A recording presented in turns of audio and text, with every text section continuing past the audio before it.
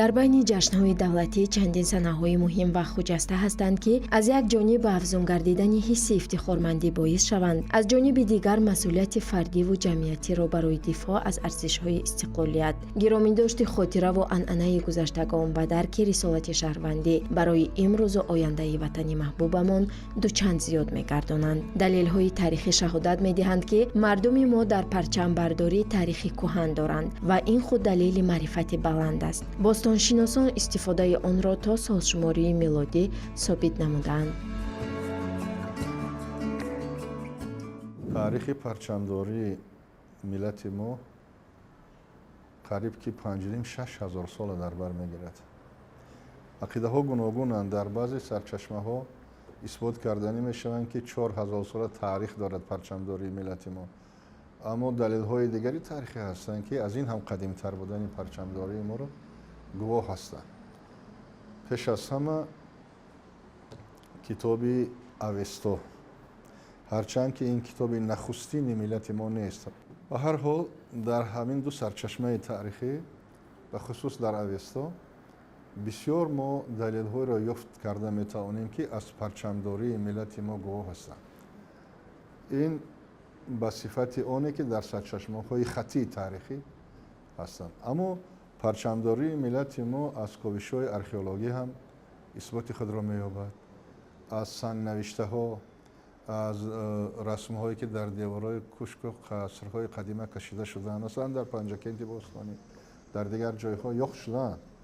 ва ҳамаи ин дар якҷоягӣ мадракҳое ҳастанд, ки парчамдории миллати моро ба ҷаҳониён исбот мекунад ва ҳеҷ кас ин корро рад карда наметавонад, чунки ин далели таърихӣ аст, далели илмӣ ҳаст.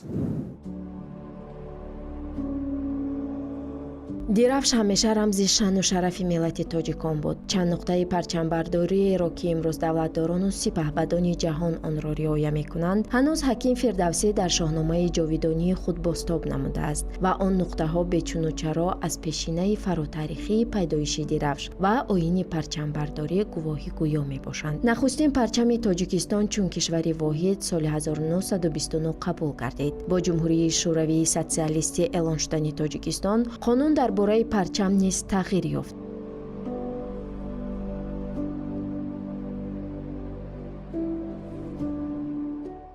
ба ҳамин парчами қабулшудаи соли 1929 то соли 1953 7 маротиба тағйиру иловаҳо ба парчам ворид карда шуданд. тасвираш дигар шуд, рангаш дигар шуд, андозааш дигар шуд. 7 маротиба тағйиру иловаҳо дароварданд ва аз соли 1953 то соли 1991 ҳамин парчам бе тағйирот, бе ягон илова, бе ягон дигаргунӣ вуҷуд дошт. ва шумо медонед як факти таърихӣ аҷибе ҳаст, ки вақте ки 2 марти соли 1992 ҷумҳуриҳои Осиёи марказиро аз ҷумла тоҷикистонро ба ҳайати созмони милали муттаҳид қабул карданӣ шуданд. ин ҷумҳуриҳое ки ман номбар кардам, ман номбар мекунам: тоҷикистон, ӯзбекистон, қазоқистон, қирғизистон, туркманистон, сан марина.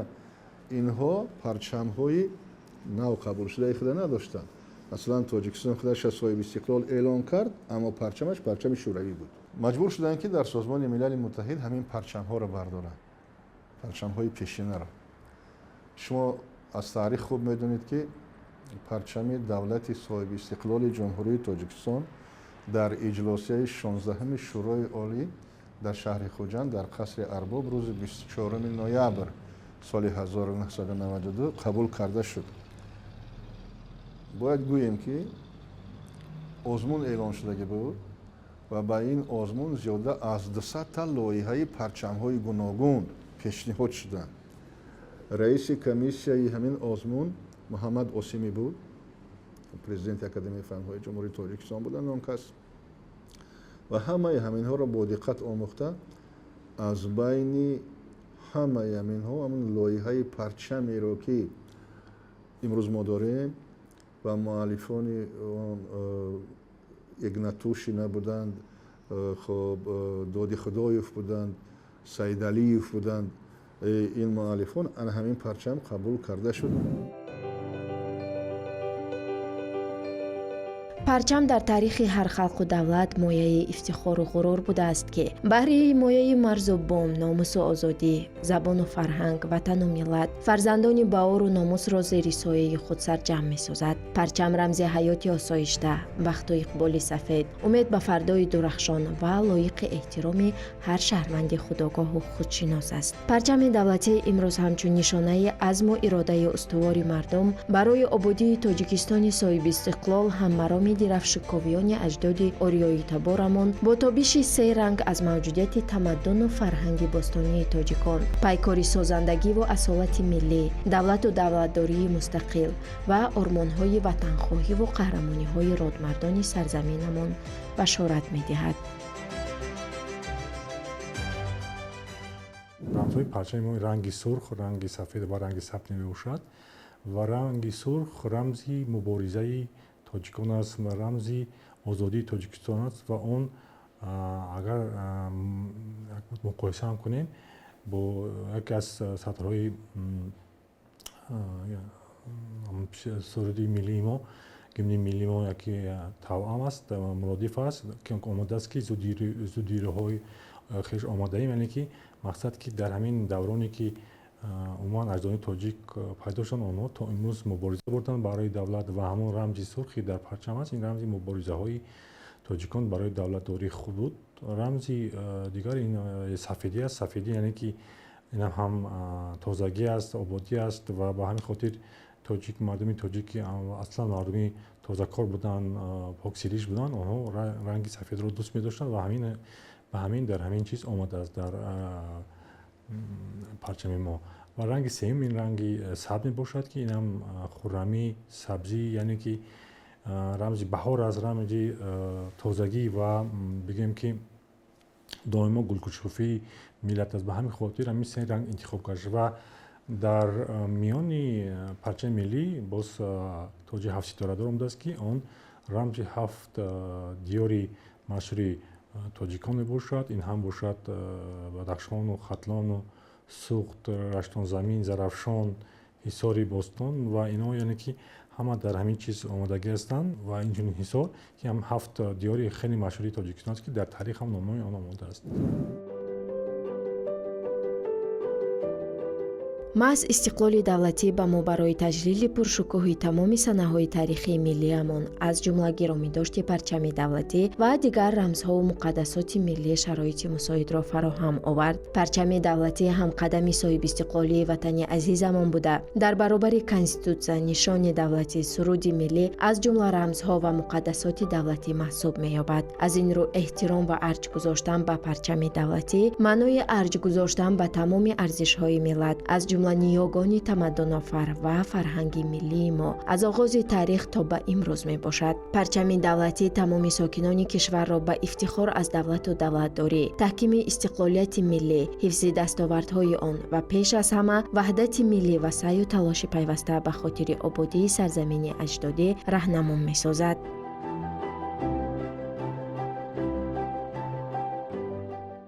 эҳтиром ба анҳамин парчам доштан яке аз нишонаҳои барқарор намудани сулҳу салоҳ дар ҷомеа аст. Парчам яке аз муқаддасоти миллии тоҷикон ба ҳисоб меравад ва рамзи парчам дар ҳаёти ҷомеа бисёр муҳим аст.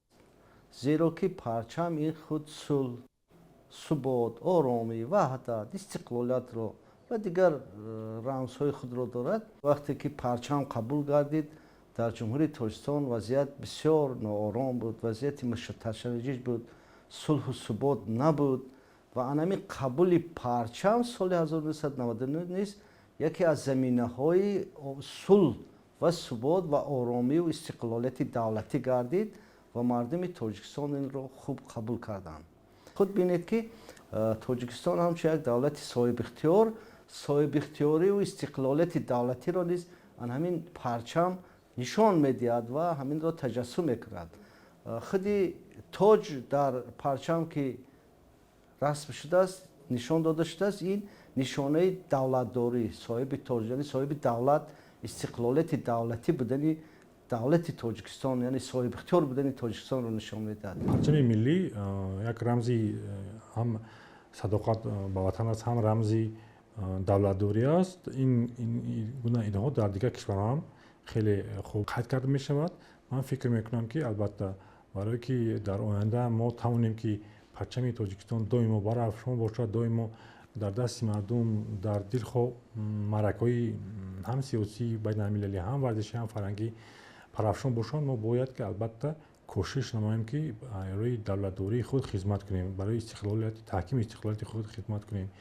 бояд ки ваҳдати миллиро таҳким бахшем ва яке аз шартҳои асосӣ албатта иттиҳод дар атрофи пешвои миллат муҳтарам Эмомалӣ Раҳмон мебошанд ки маҳз бо ибтикори ин шахсияти барҷастаи миллати тоҷик тамоми унсурҳои давлатдорӣ, тамоми рамзҳои давлатдорӣ, тамоми анамун нишонҳои давлатдорӣ эҳё гардид. яъне ки маҳз бо ибтикори президенти кишвар муҳтарам Эмомалӣ Раҳмон ҳам мо соҳиби конститутсия гаштем, соҳиби рамз, соҳиби парчам, соҳиби мавқеъе ки мақом дар низоми муносиботҳои байналмилалӣ шудаем. инам яъне ки дар якҷоягӣ, дар ҳамкорӣ ба вуҷуд омад.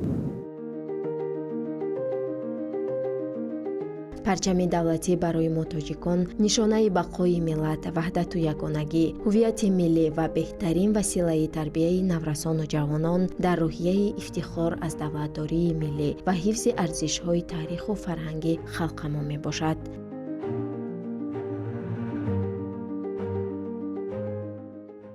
албатта дар марҳилаи нави давлатдории миллиамон бо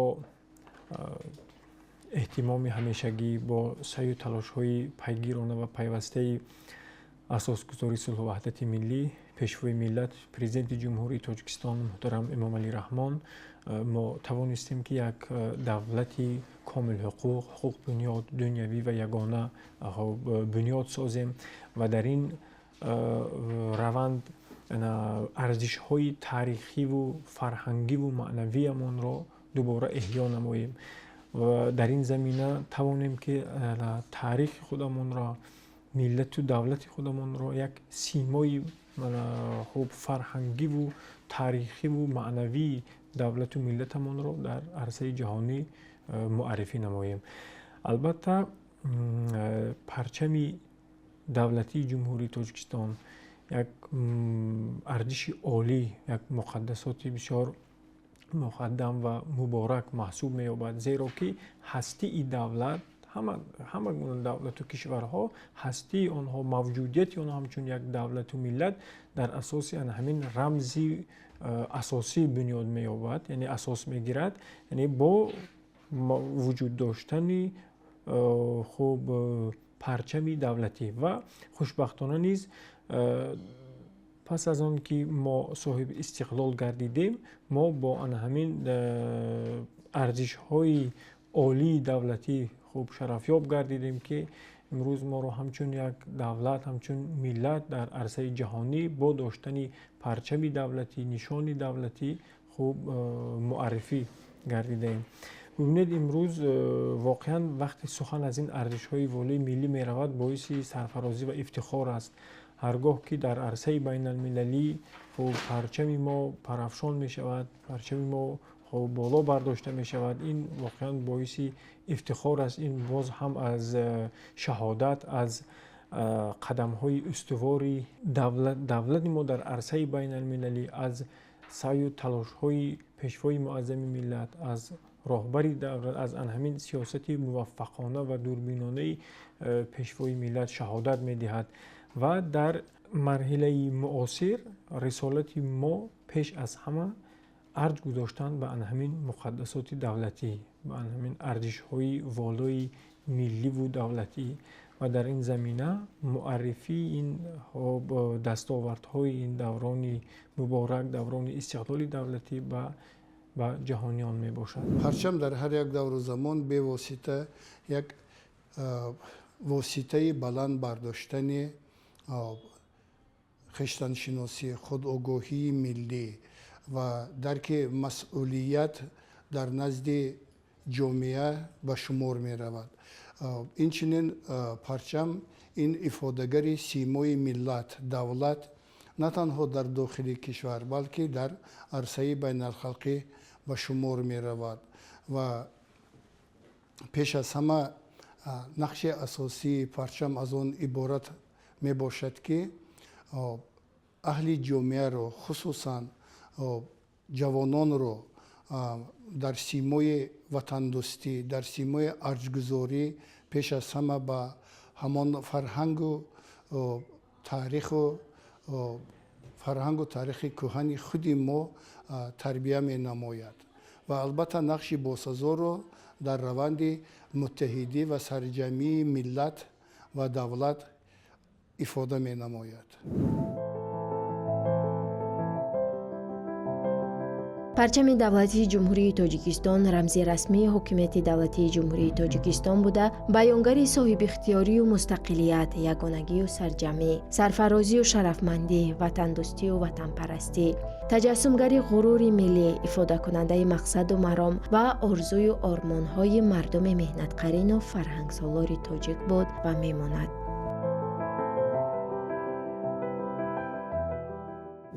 چون که من گفتم پرچم یک رمزی است که در اطراف آن ملت متحد می‌گردد و در تاریخ لحظه های حیات در تاریخ انسانیت هر ملتی که دولتدار بود صاحب پرچم بود و پرچم محض یک خصوصیت متحد کننده دارد. از پس پرچم میروند به بحر پرچم، برای پرچم ملت دولت رو دفاع میکنند، دولت رو مدافع میکنند، دولت رو تحکیم میبخشند و با واسطه پرچم ملت رو میشناسند. البته با واسطه اون پرچم، با واسطه رمزهایی که در پرچم تجسم میفته است، الکی پسیخولوژی روانی ملت رو میشناسند. و چیزی که ما گفتیم سه رنگی که ما داریم در پرچم میخوتم، اینا همه رنگ‌های آزادی هستند، رنگ‌های زندگی هستند، رنگ‌های امید به آینده نیک هستند. با همین خاطر من فکر میکنم که با پیدایش همین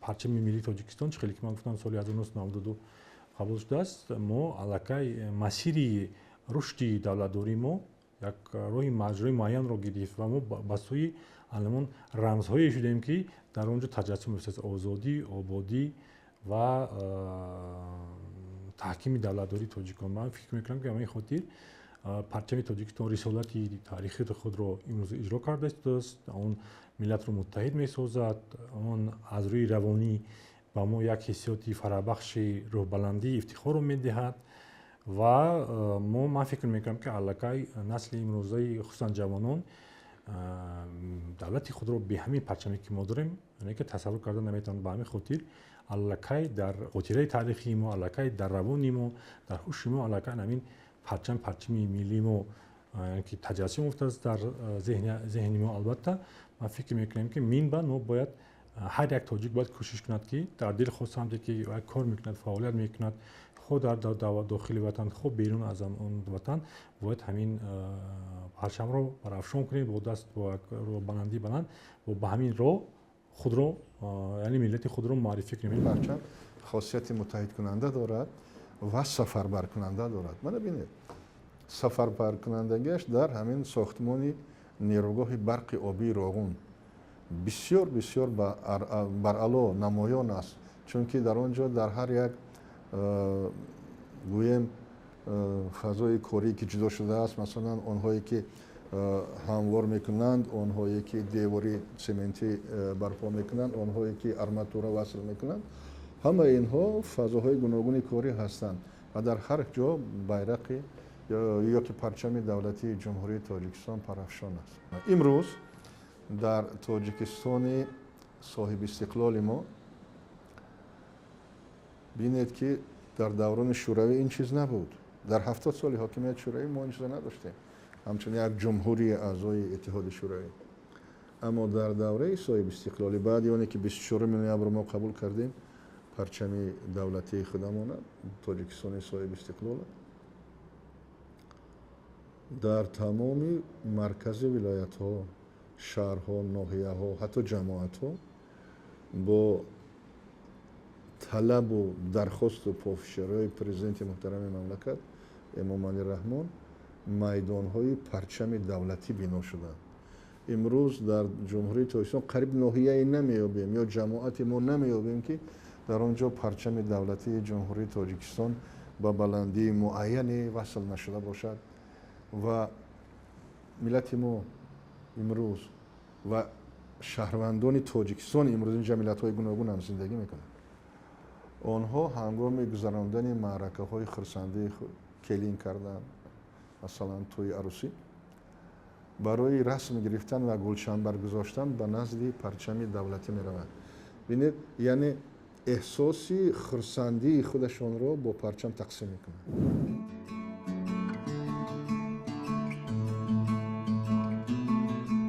боиси ифтихор аст ки яке аз баландтарин парчамҳои дунё дар пойтахти мамлакати мо шаҳри душанбе қомат афрохтааст. бо шукӯҳи хоса парафшон буда ба чашм нур мебахшаду ба дил фараҳ.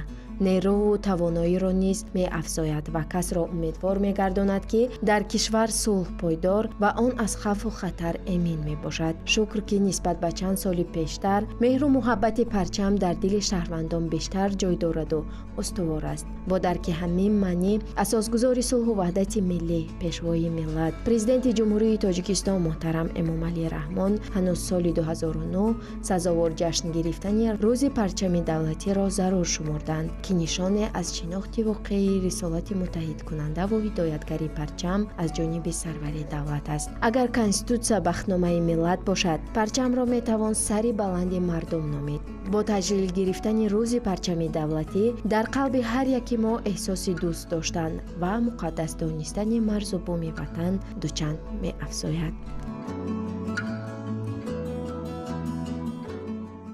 миллат ҳамон даме ки парчамаш барафшон аст вай бо қомати рост нигоҳ мекунад ва ҳар даме ки мо парчамро нигоҳ мекунем мо ба боло нигоҳ мекунем, яъне ки рӯ ба сӯи оянда, рӯ ба сӯи як ояндаи нек ва дурахшон ва аз тарафи дигар ба умед нигоҳ мекунем. ба хотири ҳамин ман фикр мекунам ки албатта имрӯзҳо ба ҳамин хотир рӯзи парчами миллӣ дар ҷумҳурии тоҷикистон як иди миллӣ гаштааст, дар ҳар як хонадон қатъ мегардад ва мо имрӯзҳо мебинем ки дар кӯчаҳо, дар мактабҳо, дар муассисаҳои давлатӣ имрӯзҳо ҳамин ид бо як ифтихор, бо як рӯҳбаландӣ таҷлил мегардад ва албатта бояд ки дар ояндам ҳамин гуна идома меёбад ва дар радифи он идҳои миллие ки дорам, рӯзи истиқлол, рӯзи конститутсияи тоҷикистон, рӯзи президент, рӯзи парчами миллӣ ҳам ин иди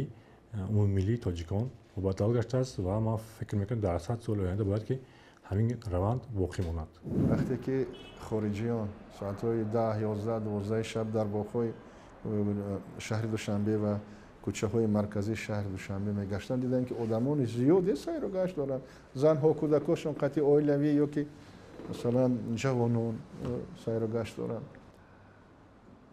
пурсиданд аз онҳо ки шумо оё наметарсед дар нисфи шаб бо инҷа мегардед, касе дар назди шумо нест. این چیزی بسیار مهم است که بسیار ارزش بلند است. جواب دادن که ما با دولت خودمون اعتماد داریم، امنیت ما را دولتمون تامین میکند و ما از هیچ چیز شکوه نداریم. ببینید اعتقاد و باوری اعتماد خلق و دولتش چگونه است. این گونه دولت پایدار میماند. از آن شرم گیاهنگران پشتی پای بپوشند هنگام زخمی درای همان کاوان بر سری نیزکر و آنگه زی بازار برخواستگر فرو ریختی و زرد و سرخ و بنفش همه خاندش کاویانی درفش کنون گشتم و سرخ و سبز و سفید از این کاوه ها